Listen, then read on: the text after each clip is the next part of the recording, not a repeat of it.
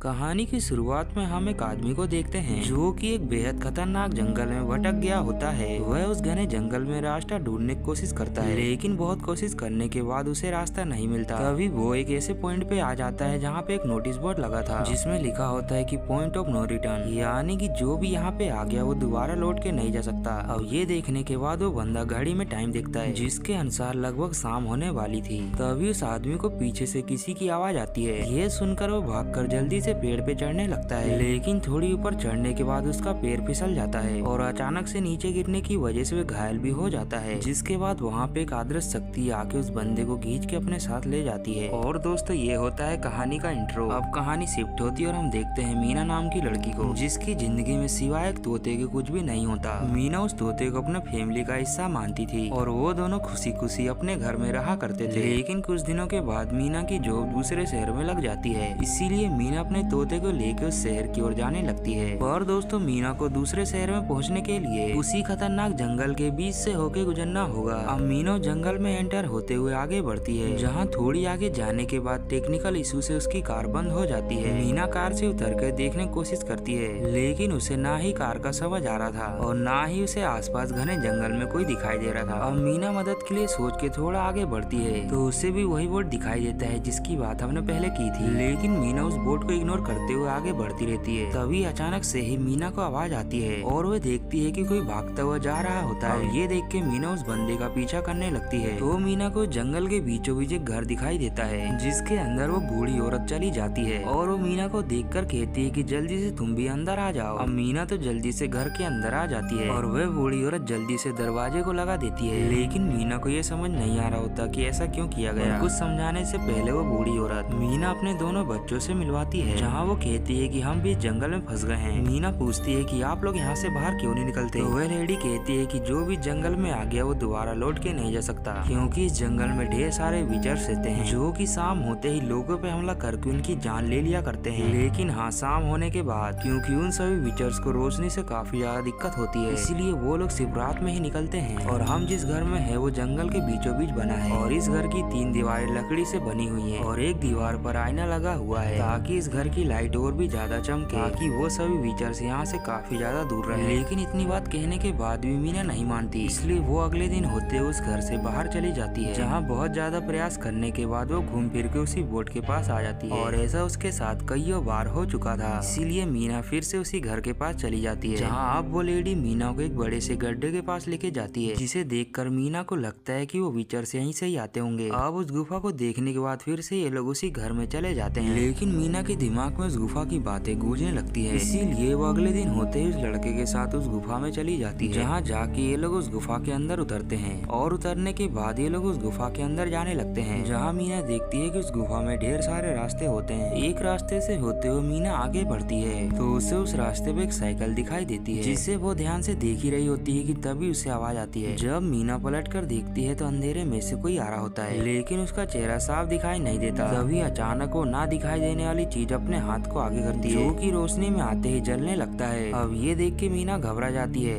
और वो समझ जाती है कि हो ना हो ये बोचर ही है, इसीलिए वो बिना समय गवाए वहाँ से बाहर निकल जाती है। अब ये सारी बात वे जाके बूढ़ी औरत को बता देती है, जो सुनकर ये लोग और भी ज्यादा सजग हो जाते हैं। अब ये लोग रात में डिनर कर ही रहे होते हैं कि तब इनके दरवाजे पे कोई आता है, जो कि इन सबको कहता है कि मैं आपके ही परिवार का सदस्य हूँ। लेकिन बूढ़ी औरत काफी ज्यादा होशियार होती है और कहती है कि ये छलावा है। वहीं उस बूढ़ी औरत की बेटी कहती है कि ये तो मेरा हस्बैंड है, लेकिन वो लोग समझाते हैं कि वो तुम्हारा हस्बैंड नहीं बल्कि एक वोचर है, और ये भी कि अगर तुम्हें यकीन नहीं हो रहा तो तुम बात करके देखो और कोई ऐसा सवाल पूछो जो कि तुम्हारे हस्बैंड और तुमको ही पता हो। अब ये सुनकर वो लड़की अपने हस्बैंड से कईयों सवाल करती है, जिसका जवाब उसका हस्बैंड सही से नहीं दे पाता। और ये देखने के बाद ये लोग समझ जाते हैं कि ये वोचर ही है। दूसरी तरफ वो वोचर भी इनकी चालाकी को समझ जाता है और वह गुस्से में आईने में हाथ मार के वहाँ से चला जाता है। और फिर हम अगले दिन का समय देखते हैं, जहाँ वो बूढ़ी औरत कहती है कि हम पे वोचर्स ने हमला किया, यानी कि हम लोगों ने उनके किसी नियमों को तोड़ा है। तो तभी मीना बताती है कि मैंने उस गुफा से साइकिल को लाया था। अब ये सुनकर वो बूढ़ी औरत उस साइकिल को ले जाके उसी गुफा में फेंक देती है, और उस बूढ़ी औरत का बेटा ऐसा नहीं चाहता था, जिस वजह से उस बूढ़ी औरत के साथ उसकी थोड़ी नोक-झोंक हो जाती है। और वो अब गुस्से में जल्दी से घर की ओर जाके दरवाजे को बंद कर लेता है, जहाँ वो अपनी बहन को अंदर तो ले लेता है और वहीं बूढ़ी औरत और मीना को बाहर ही रहने देता है। और अब तो कुछ ही देर में शाम भी हो जाती है, लेकिन वो लड़का अभी तक तक दरवाजा नहीं खोलता। शाम होने की वजह से विचर्स भी अब बाहर आने लगते हैं, जो देखकर मीना और बूढ़ी औरत जाके एक जगह छुप जाते हैं और वो लोग छुप के ही देखते हैं कि वो वॉचर्स उनके घर की ही ओर जा रहे थे। जहाँ देखते ही देखते वॉचर्स की उनके घर के पास भीड़ लग जाती है, लेकिन जब वो लोग घर पे हमला नहीं कर पाते तो वहाँ से चले जाते हैं। और ये देखकर मीना और बूढ़ी औरत फिर से जाके दरवाजा खुलवाने की कोशिश करते हैं, जहाँ अब वो लड़का दरवाजे को खोल देता है। लेकिन ये सब होने के थोड़ी देर के बाद आवाजें आने लगती है और वो लोग महसूस करते हैं कि इनके ऊपर वॉचर्स का हमला हो गया है, जो कि देखने में बेहद ही खतरनाक लग रही थी। अब ये लोग यह सब देख के और सुन के काफी ज्यादा घबराहट में आ जाते हैं और तभी मीना को महसूस होता है कि वो जहाँ खड़ी है उसके नीचे कुछ तो है। वह कारपेट हटा के देखती है तो वहाँ पे एक सीक्रेट दरवाजा होता है।